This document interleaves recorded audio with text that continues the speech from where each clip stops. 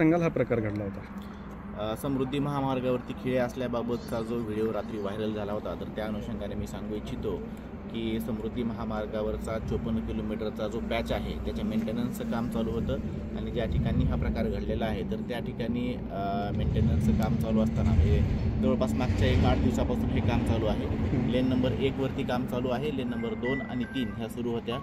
Lane number 1चं काम चालू असताना त्याला प्रॉपर व्यवस्थित बॅरिकेटिंगसुद्धा केलेलं होतं आणि हे काम करत असताना जे इंजेक्टेबल नोझल्स असतात तर ते त्याच्यामध्ये बसून त्याच्यामध्ये केमिकल सोडलं जातं जेणेकरून ब्रिजची स्ट्रेंथनिंग होते, ते काम चालू होतं आणि ते काल सकाळी लावलं होतं आणि म्हणजे आज सकाळी ते काढलं गेलेलं आहे। जवळपास 24 तासाची ही प्रोसिजर आहे। अशा प्रकारचे कुठलेही खेळ लावण्यात आलेले आहेत किंवा काही हे सगळी असा प्रकार कुठलाही घडलेला नाही आणि ज्यावेळेस रात्री बॅरिकेड्स त्या ठिकाणी लावले होते कुठल्या तरी एका अज्ञात व्हेकलनं ते बॅरिकेड्स तोडले गेलेले आहेत, त्यामुळे जे 2-3 व्हेकल्स आले ते पंक्चर झालेले आहेत।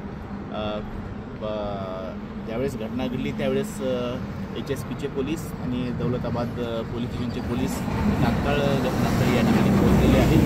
मी सर्व नागरिकांना आवाहन करू इच्छितो की कुठल्याही अफवांवरती विश्वास ठेवू नये। प्रशासन पूर्णरित्या दक्ष आहे।